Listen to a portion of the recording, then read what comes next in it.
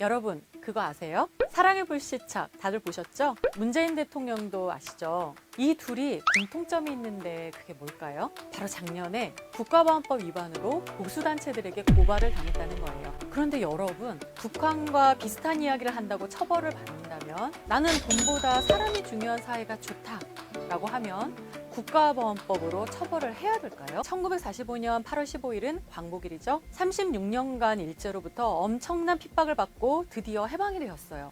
사람을 차별하고 억압하는 제도들 모두 없애고 지위 고하 없이 누구나 평등하게 대우받고 일한 만큼 살 수 있는 그런 나라, 외세든 내부의 권력자든 누구로부터도 자유로운 민주적인 나라를 만드는 게 목표 아니었을까요? 그런데 여기서 이승만이 나타납니다. 이승만은 남한만의 단독 정부를 세우자고 하죠.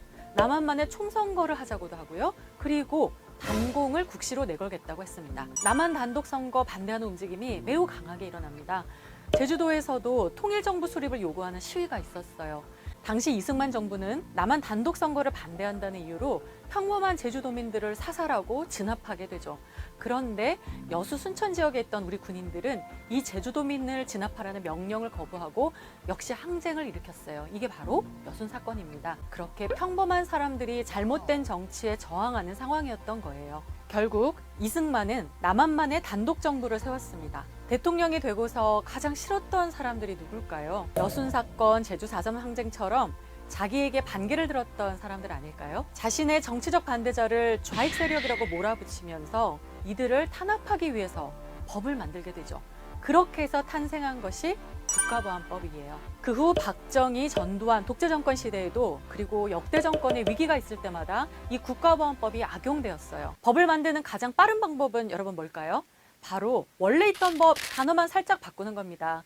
그때 가져온 법이 일제강점기에 우리 독립운동가들 잡아들였던 치안유지법입니다. 이승만 대통령 때는 진보당 사건이 있었죠. 그때 대표가 조봉암이라는 사람이었어요. 평화통일을 주장했다는 이유로 1959년도에 사형 언도를 받아 형장의 이슬로 사라졌습니다. 하지만 무려 50여 년이 지난 2011년 재심에서 무죄를 선고받습니다.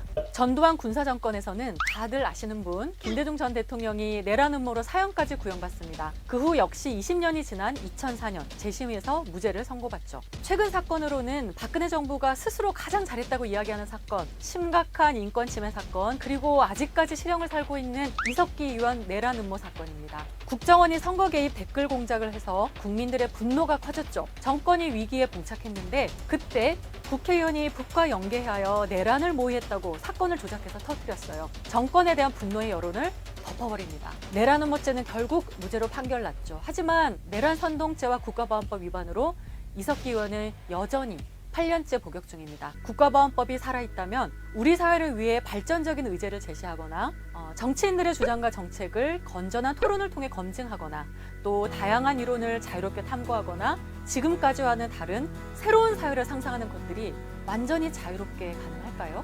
국가보안법은 그 당사자가 사형당하고 징역을 살고 인권유린당하는 것뿐만 아니라 주변 가족들 그리고 친구들까지 고통을 받게 해요. 그래서 사람들은 스스로 검열을 하게 됩니다.